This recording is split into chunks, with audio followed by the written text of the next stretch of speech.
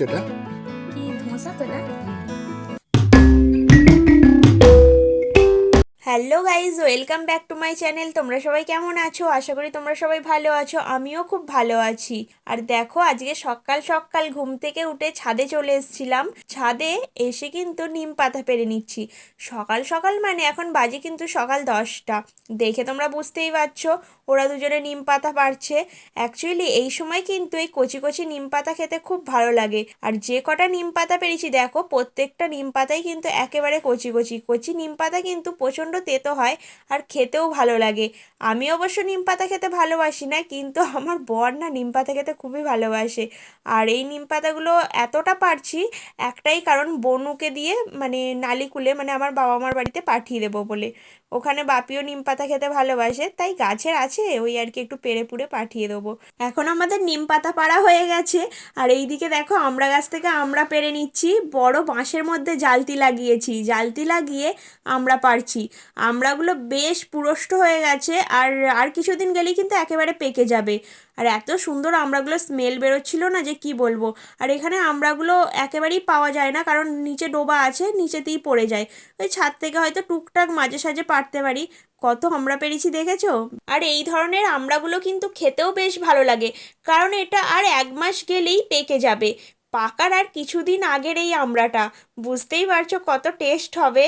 আর আমি একা হলে এতটা পারতে পারতাম না, তোতন আমাকে হেল্প করছিল, তাই আমি পারতে পেরেছি।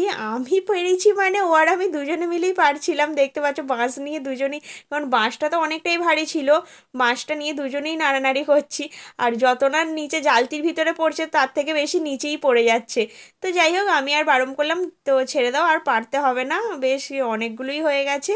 আমাদের একদিন কি বলে চাটনি হয়ে যাবে, আচার হয়ে যাবে।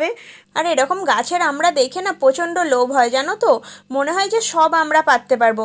পাড়ার সময় এতটাই কষ্ট লাগে যে কি বলবো তোমাদেরকে। এমনিতেই অনেকটা বড় গাছ, তার উপরে নিচে ডোবা মানে পুকুর, তো সেইখানে আমরা পারতে গেলে তো কতটা জালতিতে পড়ে বলো, বেশিরভাগটাই নিচে পড়ে যায়। আর আমড়াগুলো এতটা স্মেল, বনু আবার আমাকে শুকিয়ে দেখাচ্ছে যে দেখ স্মেলটা, সত্যি বলছি এতটা সুন্দর সেন্ট বেরাচ্ছিল না, জাস্ট বলার না। আর কিছুদিন গেলেই তো আমড়াটা পেকে যাবে না, তার জন্য এতটা সুন্দর স্মেল বেরোচ্ছিল। আর বাঁশটা দেখেছো, বাঁশটাই কিন্তু অনেকটা ভারী। তো এইভাবে কি আর আমড়া পাড়া যায় বলো? যা হয়েছে হয়েছে অনেক। আর দেখো, বনু এখানে আমড়াগুলো নামিয়ে নামিয়ে রেখে দিচ্ছে। আজকে না ছাদে একটা রান্না করব, কি রান্না? তো চলো তোমরা ভিডিওটা দেখতে থাকো, তাহলেই বুঝতে পারবে। যেমন কথা তেমন কাজ, ছাদের মধ্যে একেবারে চলে এসেছি, হাতা খুন্তি কড়া সমস্ত কিছু নিয়ে। কি করছি তোমরা বুঝতে পারছো? তোমরা একটু গেস করে বলো তো এটা কি করছি, তারপরে আমি বলছি।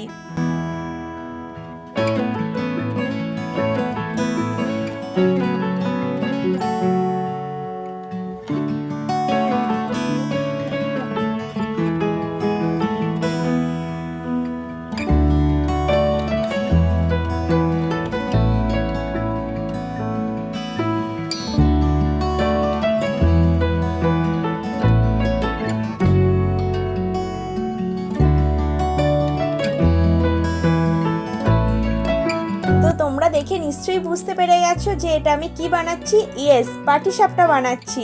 রোদ্রে বসে বসে ইন্ডাকশনে পাটিসাপটা বানিয়ে নিচ্ছি। হ্যাঁ, রোদটা একটু চড়া হয়ে গেছে বটে, দেখো তার জন্য আমি একটা চাদরও নিয়ে চলে এসেছি, মাথায় মাঝে সাঝে একটু চাদর ঢাকা দিচ্ছি।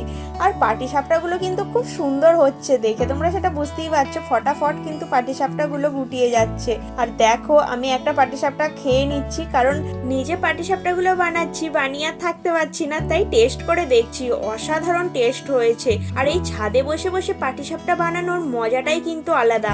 তোমাদের কাদের কাদের এই পাটিসাপটা পিঠে ফেভারিট আমাকে কিন্তু একটু বলো। আমার কিন্তু দুটো পিঠে ফেভারিট, এক হচ্ছে পাটিসাপটা পিঠে, আর এক হচ্ছে 2 নম্বর, সেটা হচ্ছে গুড় পিঠে কিংবা তেল পিঠে, তোমরা যে যেটা পিঠে বলবে। আমি অবশ্য গুড় পিঠে বলে থাকি। তো আমার পাটিসাপটা পিঠে হয়ে গেলে আমি রেডি টেডি হয়ে বেরোবো, বেরিয়ে আবার তোমাদের সঙ্গে কথা বলছি। আমি তোমাদেরকে বললাম যে আমি বেরিয়ে তোমাদের সাথে কথা বলবো, কিন্তু আমি এতটাই ব্যস্তর মধ্যে ছিলাম যে আমি বেরিয়ে আর তোমাদের সাথে কথা বলতে পারিনি। আমি একটু ডক্টর দেখাতে গিয়েছিলাম, তাই আমি আর তোমাদের সঙ্গে কথা বলতে পারিনি। এখন বাড়ি ফিরছি, আর বাড়ি ফেরার পথে কিন্তু আমি আর একটা জিনিস কিনে নিয়ে যাব, খাবার জিনিস। সত্যি কথা বলতে কি, আমি কোনোদিন ধোসা খাইনি। খাইনি ইনফ্যাক্ট আমার মনের মধ্যে একটা ধারণা ছিল যে ধোসাটা খুব একটা ভালো খেতে হয় না, কারণ আমি সেইভাবে খুব একটা পিঠে ফিঠে খেতে ভালোবাসি না, এটা যেহেতু চালের জিনিস। তো আমার মনে এরকম একটা ধারণা ছিল, তাই আমি কোনোদিন ট্রাই করিনি। হ্যাঁ, তোতন খেয়েছে, সেখান থেকে হয়তো আমি এক দু কামড় খেয়েছি, বাট ওইখান থেকে আমার একটা ধারণা হয়ে গেছিলো। তো আজকে ও আমাকে রিকোয়েস্ট করলো যে একটু ধোসা তুমি খাও, অনেক বছর তো খাওনি। তো ওর রিকোয়েস্টে আমি একটা ধোসা নিয়ে নিচ্ছি। আর ওর জন্য আমি আর কিছু নেব না, কারণ হচ্ছে আমি পাটিসাপটা বানিয়েছি, তোমরা তো সেটা জানোই, দেখলে। তো আমি একটু ধোসা নিয়ে নিচ্ছি, জাস্ট আমি একটু ট্রাই করব বলে। আর এদিকে লিট্টিও হচ্ছে, লিট্টিও নেব না আজকে, জাস্ট ধোসাটাই নিচ্ছি। তো দেখি বাড়িতে যাই, গিয়ে এটা টেস্ট করে দেখবো যে এটা টেস্ট কি আছে। বাড়িতে এসে হাত পা ধুয়ে একেবারে ধোসা নিয়ে বসে গেছি। এটা হচ্ছে সাম্বার। সাম্বারটা একটু টক টক হয়, তার জন্যই আমার একেবারে ভালো লাগে না। যাই হোক, আমি একটুখানি খেয়ে দেখছিলাম যে টেস্ট কি আছে, ভালো টেস্ট, বাট একটু টক টক। আর এটাও একটা কিসের চাটনি আমি ঠিক জানি না। আর এই যে আসল জিনিস ধোসা, ধোসাটা বেশ ভালোই খেতে, আমার মোটামুটি ভালোই লেগেছে ধোসাটা, কিন্তু এই সাম্বারটা যেহেতু টক টক হয়, তার জন্য আমার ভালো লাগেনি। তো যাই হোক, চলে যাবে, মোটামুটি ঠিক আছে। এই রকমই জানো তো, আমি ইডলিও খেতে ভালোবাসি না, দই বড়াও খেতে ভালোবাসি না, তবে আবার এইগুলো অনেকের প্রিয় খাবার হয়। আমি জানি না কেন আমার এইসব ভালো লাগে না।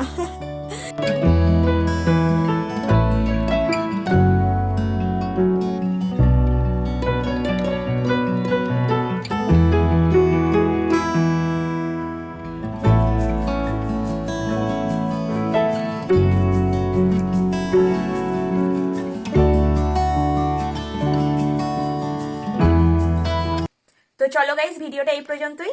আমি রাত্রে কি খাচ্ছি তোমাদেরকে দেখালাম, আমি এটা ফার্স্ট টাইম খেলাম, আমার অতটা ভালো লাগেনি খেতে। তো যাই হোক, ভিডিওটা যদি ভালো লেগে থাকে একটা লাইক কমেন্ট শেয়ার আর আমার চ্যানেলটাকে সাবস্ক্রাইব করে অবশ্যই আমার পাশে থেকো তোমরা সবাই। তো চলো, আজকের মতন টাটা, সবাই ভালো থেকো, সুস্থ থেকো।